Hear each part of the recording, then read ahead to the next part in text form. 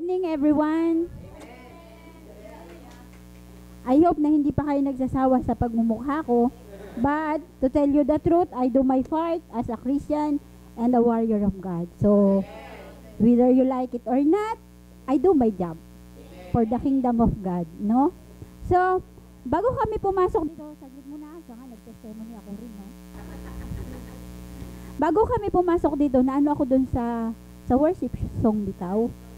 Kay, past few days, nag-ano ako ng, kuan baka, yung gusto ko yung i-reveal sa akin ng Panginoon kasi masarap magturo bitaw nung ang Panginoon yung nagbigay sa'yo. Then, every time na magwan ako, ay Lord, dili ko ani. Kay parang para sa akin ba? Then, sabi ni Danny, ano mo? Sabi ko, dito siguro, I wanna share to everyone yung patungkol sa spiritual maturity. No? Then, nakuha sabi ko, murag dili, magkuganahan, kay murag para na ako ba? Then, ako sa Bible. Then, every time na mag-ano ako biro mo sa kapal ng Bible, every page, doon ako dinadala ng Panginoon sa verse na ito. Like, Lord, parang dadayain ko sa sarili ko kapag ito yung i-share ko sa inyo. Kasi, parang sa akin talaga. Kapag nag-worship, diba, sabi mo na, hayaan nating maging bata tayo yung ating mga pag-iisip na yun, no? Yung parang naano ako na dili ko ganahan na ito yung i-share sa inyo kasi ako sa aking sarili hindi ko rin alam kung matured enough ba ako sa harapan ng Panginoon. So this evening I wanna share you about spiritual maturity, no? But before I go to this passage, to this exhortate, gusto ko sanang i-share sa inyo na, di ba sa ating mga pamilya, sabihin sa atin ng ating mga magulang na kailangan mag-matured ka. Kasi sa panahon ngayon, hindi madali ang buhay. Kailangan mag-matured ka. Ganyan, no? Ako bilang isang OFW laging nasa labas ng Pilipinas, na ano ko yung salitang matured. Kasi mula kay Japet, kay Jade, sinasabi ko talaga sa kanila na kailangan kayong mag-matured. Kasi unang-una, lagi kayong walang nanay. Kailangan maging independent kayo sa sarili nyo kasi wala kayong nanay sa tabi nyo 24/7. No, laging ganyan yung ipinamumulat ko sa kanila hanggang sa isang araw na ano na lang ako kasi matured na sila. Yung sa laman, no? Pero ang tanong ko, matured ba tayo by spiritual? No? Kung ating iisipin sa ating pang-araw-araw na gawain sa loob ng ating bahay, yeah, we're matured enough for everything, no? But, sa harapan ng Panginoon, matured ba tayong matatawag? No? Then, habang tumatagal, no, parang naisip ko na, Lord, sige, salamat. Kasi, ito yung binigay mo sa akin. Kasi tatlo yung gusto ko talagang pagpilian except dito.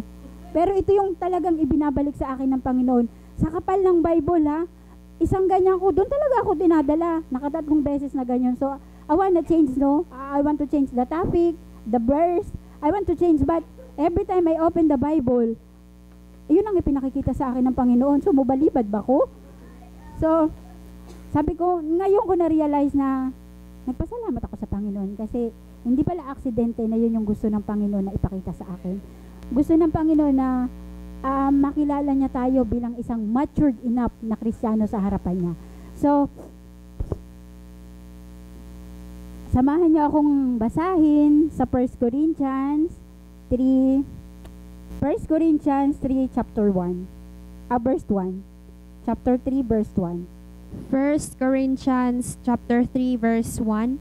Mga igsoon, dili ako makasulti kaninyo sama sa akong pagpakigsulti sa mga tawo, nga tawong espirituhanon. Kinahanglan nga makigsulti ako kaninyo ingon nga mga kalibutanon og mga mga masuso pa sa Kristohanong pagtuo. Then pakibasa po sa 1 Peter 2:1-3. Opo. Pakibasa po. 1 Peter 2:1-3. 1 Peter 2:1-3. Opo. Busa biyain ninyo ang tanang daotang panghuna-huna, pagpamakak, pagpakaaron ingnon, pagkamasinahon ug pagkabugal-bugalon, sama sa mga bata nga masuso, pangandoy kamo sa lunsayng gatas nga espiritu aron sa inyong pag-inom ni ini mutubo kamo ngadto sa kaliwatan, kay natilawan ninyo ang kaayo sa Ginoo. Okay. Okay na, verse 3. Okay. Let's bow our head. Thank you, Lord, for this opportunity, Lord, na ma-share ko, Panginoon, ang inyong salita, O God. Lord, hold our heart, Panginoon. Ihanda niyo po ang aming mga kaisipan, O God. Salamat, Panginoon, sa oras na ito, Lord, na i-glorify po namin ang inyong pangalan, O God. Maraming salamat po, Lord. Itago niyo po ako, Panginoon, sa inyong kapangyarihan, O God. Mahayag, Panginoon, ang inyong kapangyarihan sa pangalan ni Jesus. Maraming salamat po, Lord. In Jesus' name I pray. Amen. Okay. No? Kung titingnan po natin, sabi diyan, habang hindi pa tayo matured, parang ibinigay sa atin ng Panginoon yung pagiging bata. But not totally all the time na bata tayo. Binigyan tayo ng Panginoon ng stage bitaw para maging bata. Nung bata pa tayo, nagsasalita tayo ng mga bata, salitang bata, di ba? Kung atin na ano yun, yung mga sanggol, hindi naman natin pwedeng kausapin silang, nasa ng nanay mo, hindi ka naman papansinin ng mga batang yan, di ba? Kapag sanggol, ganyan, adi, ganyan. Because, the stage na sanggol, walang pakialam sa mundo, walang muwang. But, ayaw naman ni Jesus na lagi tayong muwang. Wala tayong alam. But, this is the big, malaking opportunity na ibinigay sa atin ng Panginoon kasi hindi niya tayo dinala sa isang malawak agad.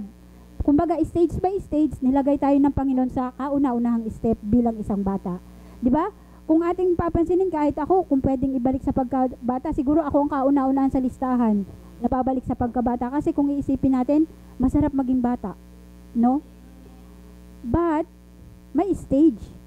May limitasyon ang pagiging bata. Parang sa ating buhay pananampalataya, kung lagi lang tayong sa John 3:16 nakapokus, paano yung mga ano natin, yung mga kailangan ng ating kaluluwa? 'Di ba? Kapag beginning kasi anuhan ko noon na kapag beginning tayo yung mga baguhang Kristiyano, John 3:16 ang palagi sa ating kasi it's a package pack na yung John 3:16, no? But hindi naman pwedeng laging John 3:16. Paano naman yung soul natin kung tinanggap na natin si Jesus? Paano yung pagiging Kristiyano natin kung hindi natin i-share yung kaligtasan na mula sa Panginoon na dapat ginagawa natin mga Kristiyano? So hindi rin natin masisisi na mabuhay tayo minsan bilang isang bata. Kasi yun naman yung gusto ng Panginoon. Huwag tayong sasabak sa mga problema na hindi dapat sa atin ipararanas. Kailangan i-enjoy natin yung bata bilang tayo, yung newborn baby. Kasi 'di ba, kapag newborn baby, wala tayong alam. Nasa mga magulang natin, sa mga nagbabantay sa atin, kung padidein ba tayo nila, palitan tayong diaper, wala silang alam, no? Kung pakainin ba tayo ng gatas, palitan ba tayo ng diaper, but may stage. Okay lang na ngayon, ganito tayo. But sana, ang gusto ng Panginoon bukas, maging matured tayo, no? Kasi ang gusto ng Panginoon, maging matured tayo in mind, no? Sabi nga sa Romans 12:2, sabi diyan, 'di ba? Pakibasa po. 12:2. Basaw na ko sa Roma 12:2. Ayaw kamo pagpahiuyon sa pamatasan ni ining panahon na ipabago hinuon sa Dios ang inyong kaugalingon pinaagi sa pagbago sa inyong panghuna-una aron masayra ninyo ang kabubuton sa Dios unsay maayo hingpit ug makapahimuot kaniya. Amen. So, yan. Kailangan matransform din tayo mula sa pagiging bata, stage sa adolescent, sa teenager, hanggang sa maging adult tayo. Hindi naman tayo ginawa agad ng Panginoon na adult. No? Ginawa ng Panginoon muna, ipinarana sa atin yung mga gawain ng bilang isang bata. Maging adolescent, maging teenager, at maging adult. No? Kung ating susundin ang spiritual ng Panginoon, step by step din tayo nagmamature, hindi katulad sa ating panimalay. Kasi pag sinabi ng mga magulang nating kailangan mong mag-mature, kasi parang nasaktan din ako na, yung parang pinilit ko yung mga anak ko na mag-mature, na although hindi pa sana. Kasi ang lagi kong nire-remind sa utak nila, kailangan yung mag-mature, kasi wala kayong nanay 24/7 sa inyong tabihan. Kailangan yung maging independent kasi wala kayong nanay palagi sa inyong tabihan. Yung parang pinilit ko silang mag-mature na hindi pa sana dapat. Pero parang cross pala yon. Kailangan gabayan natin din ang ating mga anak through stage by stage na ginawa sa atin ng Panginoon. Doon ako nagkulang, but I admit, no, thank you Lord, dahil ngayon sa akin ipinakita ng Panginoon na matured ba ako? Doon parang namulat ako na hindi lang pala pwede na matured enough tayo sa ating spiritual. Kailangan sa ating mind and sa ating faith bago tayo maging matured enough sa ating spiritual life. Kasi hindi naman pwedeng matured enough ka sa ating spiritual life kung ang mind mo pang kalibutan. Hindi naman tayo maging masasabing spiritual enough kung ang ating faith ay kulang. 'Di ba? Sabi ng Panginoon na faith without work is dead. So kailangan pagtuunan din natin ang ating faith para masabing matured enough tayo sa harapan ng Panginoon. Pag sinabi kasi ng Panginoon na tanungin ko muna kayo sa inyong sarili, masasabi nyo bang matured enough ng inyong spiritual life? No? Tayong lahat, hindi natin masabi. Kahit sino pa siguro ditong ages na, yung mas una pa sa atin, walang makakapagsabi na matured enough. No? Kasi kasi ako sa aking sarili, hanggang ngayon sinasabi ko, paano ba ma-detect na matured enough ng aking spiritual? Hanggang ngayon hindi ko alam. But alam nyo, pinakikita sa akin ng Panginoon step by step. Unang-una, nung youth ako, sabi ko sa Panginoon, Lord, paano ko masasabing matured ako sa sarili ko? Hindi ko alam kasi hindi ko alam yung sagot kung paano ko masasabing matured ako sa mind, sa faith, sa aking spiritual. Pero alam nyo, ang ipinakita sa akin ng Panginoon, tayo dito sa ating iglesia, dito sa ating family gathering, no? Hindi pala natin masasabi na matured tayo spiritually kung ang ating mind wala, hindi siya nagpapasakop sa spiritual bitaw. Kaya sa isang family gathering na tulad nito, masasabi natin na matured tayo kung ang ating kaisipan is open sa lahat ng bagay. Like for example, every Saturday, alam ko na ang lahat ng bawat isa sa inyo is may burden sa pagdadala ng mga upuan doon sa galas. Alam nyo, pinakikita sa akin ng Panginoon noon na kasi sa simbahan noon, okay lang ako. Pagkatapos ng simba, alis ako. Pagsimula ng simba, uupo ako, magpipraise ako, pagkatapos wala na.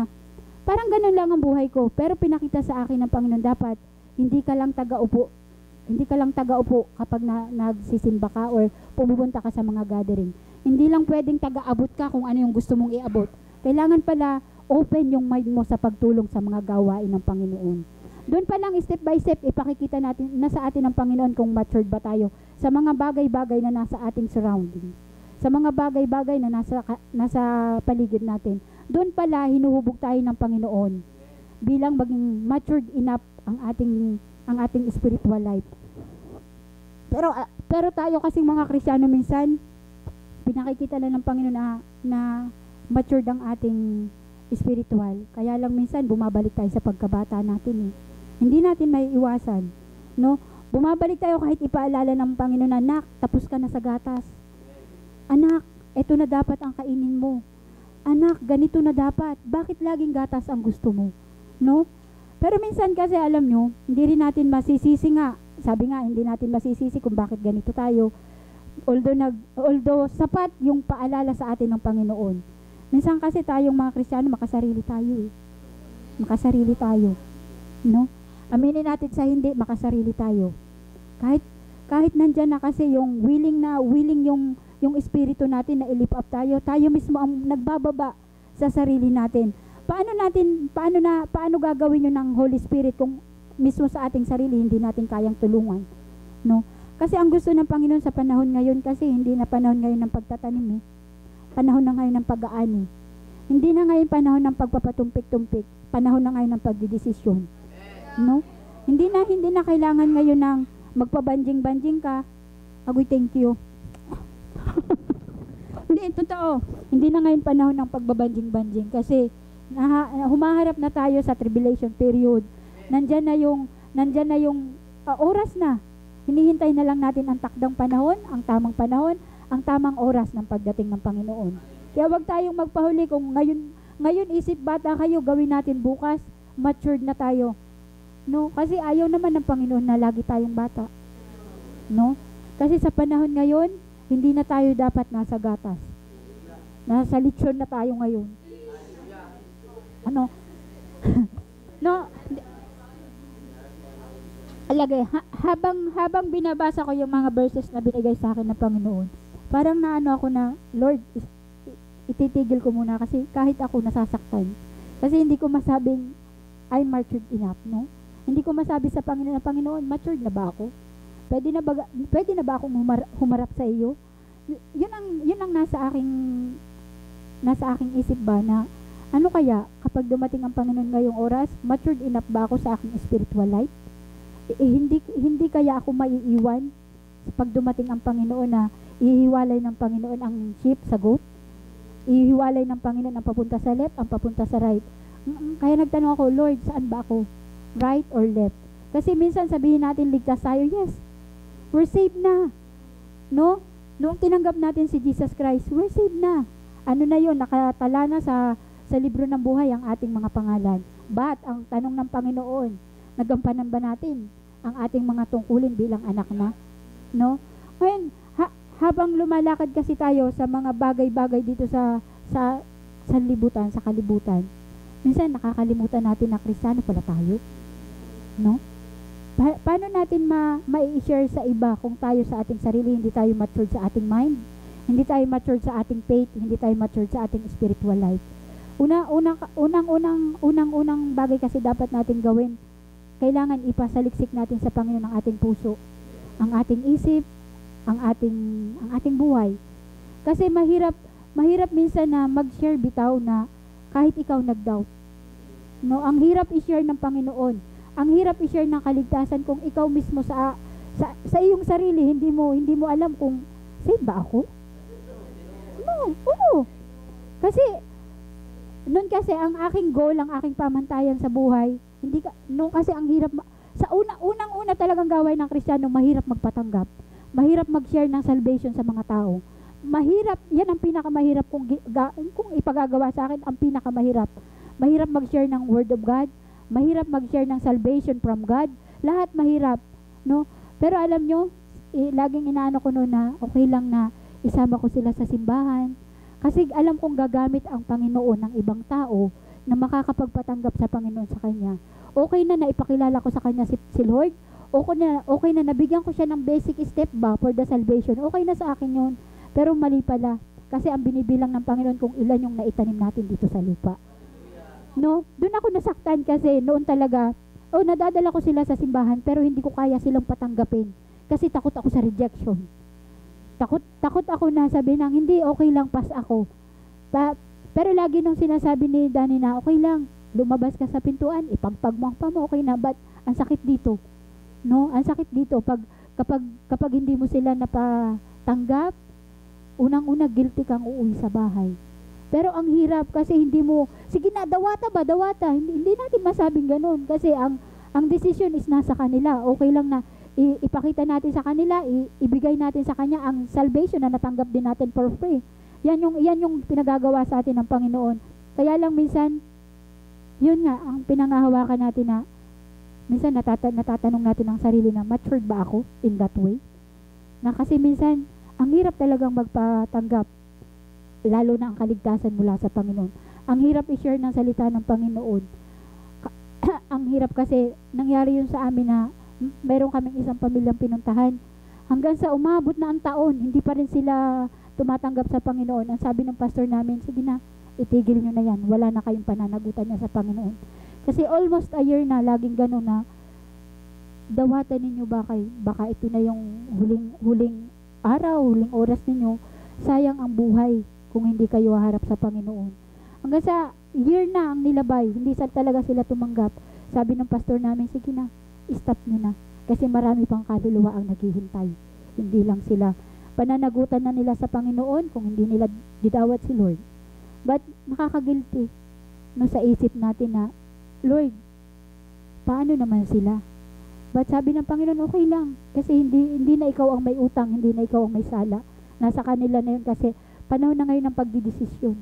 Hindi na ngayon ang panahon ng pagtatanim, panahon na ngayon ng pag-aani. Kasi haharap na tayo sa takdang panahon. Hinihintay na lang natin ang Panginoon. No? Pakibasa po, Colossians 2:6-7 po. Kay gidawat naman ninyo ang Ginoo si Kristo Jesus, pag kinabuhi ka mo na hiniusa kaniya, city. Nga nakagamot og nakabarog og naligon diha sa pagto sumala sa inyo og mapasalamaton kanunay. Yan. Diba sabi po dyan, na kung natanggap na daw po natin si Jesus,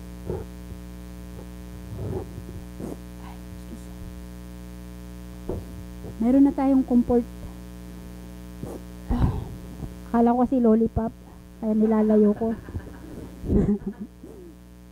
No, sabi po dyan, si Jesus mismo ang nagsabi na kung natanggap na natin siya, kailangan magpasakop tayo sa Kanya. Hindi yung sarili natin yung nasusunod pa rin. Para masabi tayong matured sa faith, kailangan fix our eyes to Him.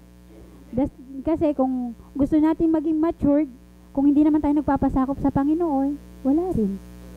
No? Pero ganyan kasi tayong mga Kristiyano, no, minsan. Gusto natin tayo yung nasusunod, hindi ang Panginoon.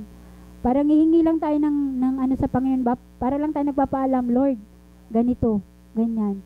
Pero hindi natin alam, hindi pala yung kalooban ng Panginoon. No? Minsan kasi matigas din ang ulo natin. Although alam natin na mahal na mahal tayo ng Panginoon. Kaya lang minsan, tinatry natin yung kung hanggang saan din yung pagmamahal ng Panginoon sa atin. No, pero ako na magsasabi sa inyo, walang taros, walang katapusan ang pagmamahal ng Diyos sa atin. Minsan, kahit nagkukulang tayo, hindi natin na ipakita sa Kanya na matured tayo bilang anak niya, ang Panginoon ang nagpupuno.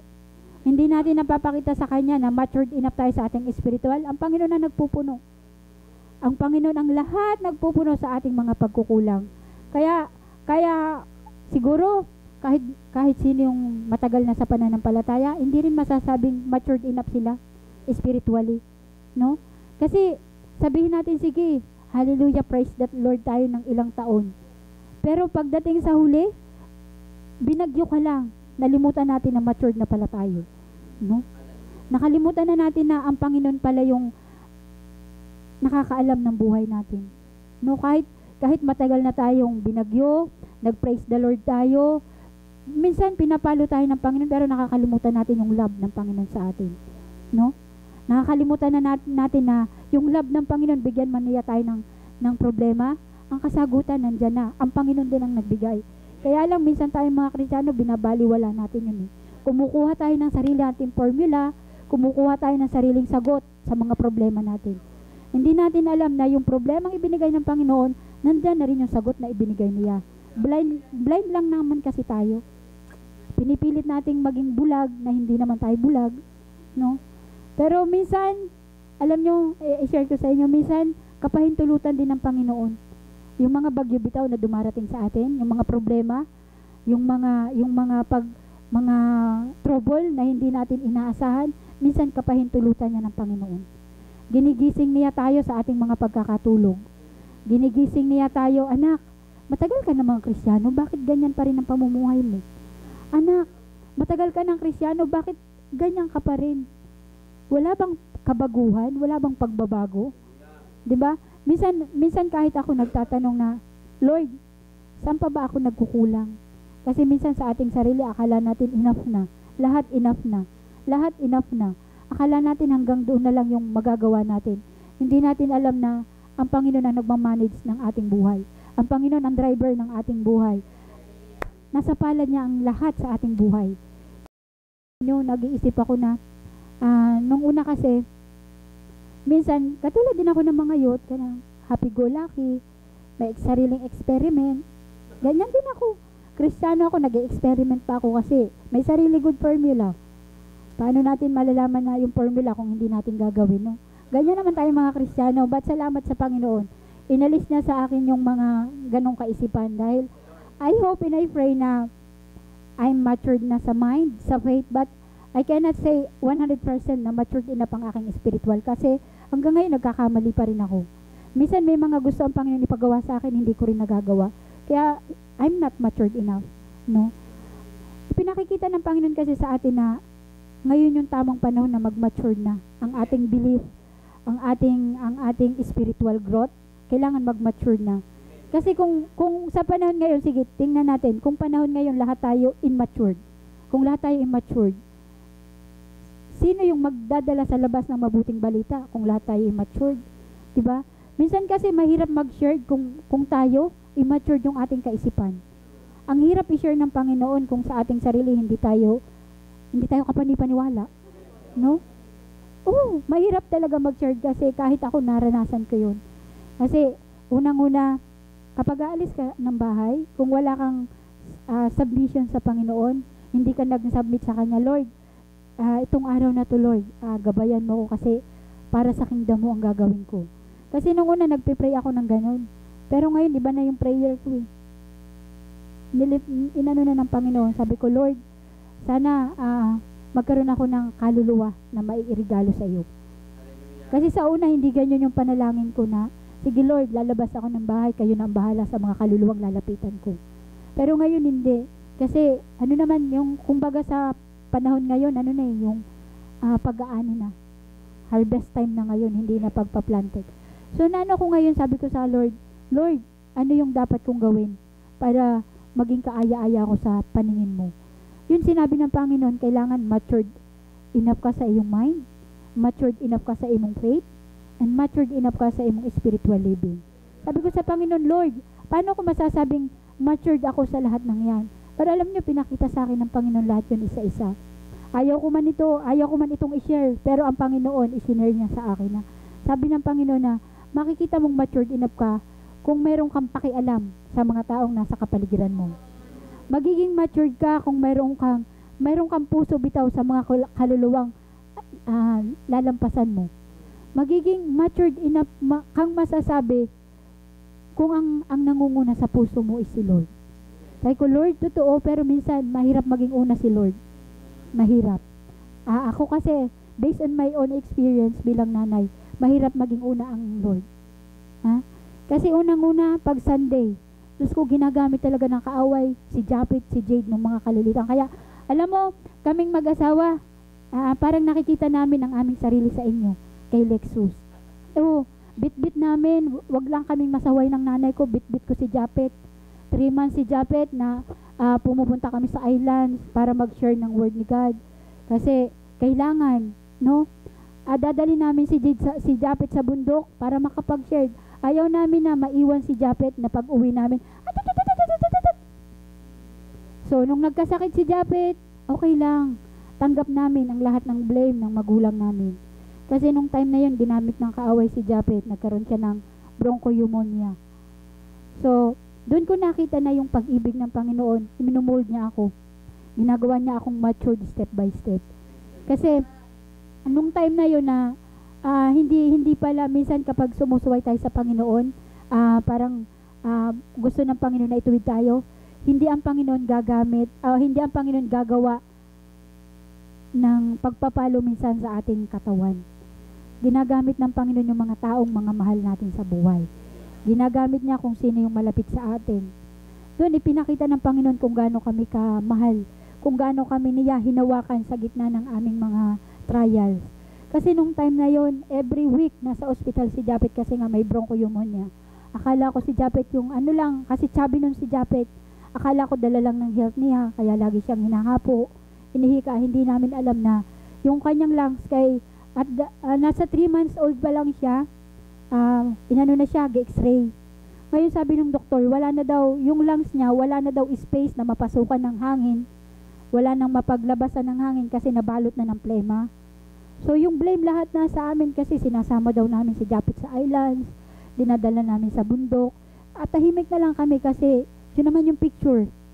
Totoo naman. So, ngayon doon ako naging matured sa aking prayer.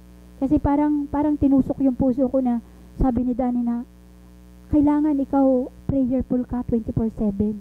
Kasi nanay ka, ikaw ang kasama ng mga anak mo araw-gabi. Kailangan luto ka sa panalangin 24/7.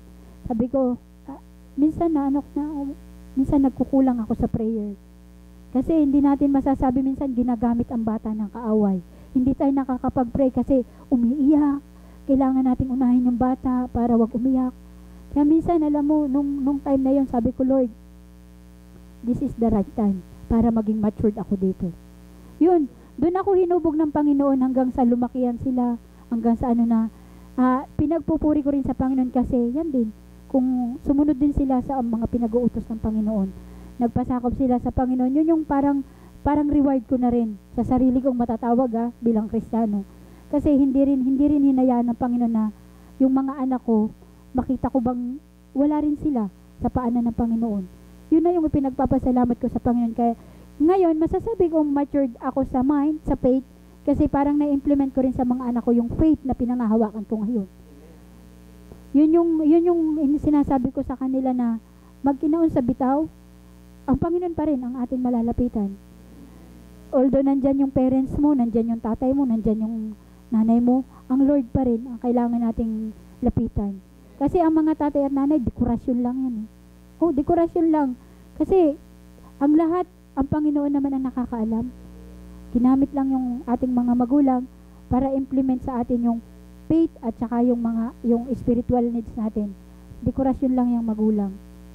Kaya papasalamat din ako sa Panginoon kasi little by little nagiging mature din sila. No? Salamat sa Panginoon. So, pakibasa po sa Galatia 6:12. Kadtong gusto nga magpasikat sa mga buta nga makita mao ang nagpugos kaninyo sa pagpatuli, gibuhat nila kini aron dili sila lutuson tungod sa krus ni Kristo. Okay, salamat po. Sabi po dyan, those who want to make a good impression, and pasensya po, hindi ko naintindihan sa Bisaya, and a fine show in the flesh would try to compel you to receive circumcision, simply so that they may escape being persecuted for allegiance to the cross of Christ, the Messiah, the Anointed One. No? Sabi po dyan, kung maaano daw natin yung good impression, kung makikita natin yung kabutihang ginawa sa atin ng Panginoon, kailangan ma-apply natin yun sa ating buhay. Hindi lang sa ating flesh, hindi lang sa ating katawan. Kailangan yung ating maturity, kailangan nakikita rin sa aksyon. So, sasabihin nating mature tayo pero hindi nakikita sa aksyon. Yung palang maturity, makikita yon sa ating gawa. Sasabihin nating mature tayo pero hindi yun ang nakaano sa ating aksyon. Wala din, no? Kasi minsan naano nating mga Kristiyano, no, I'm matured enough, but wala sa ating aksyon. Kasi kahit ngayon maano natin sa ating sarili na hindi nyo ba natatanong sa sarili nyo na matured na ba ako? No? Natatanong natin. Kaya lang minsan ang ginagawa sa atin ng Panginoon, pinakikita niya yung mga bagay na hindi dapat, yung mga bagay na hindi ka panipaniwala. 'Di ba? Dito sa kalibutan, to see is to believe, 'di ba? Dapat ang gusto ng Panginoon, tayong mga Kristiyano, masasabi nating tayo ay matured kung believe is to see. No? Kasi kahit hindi natin naminin, minsan ganun tayo, no?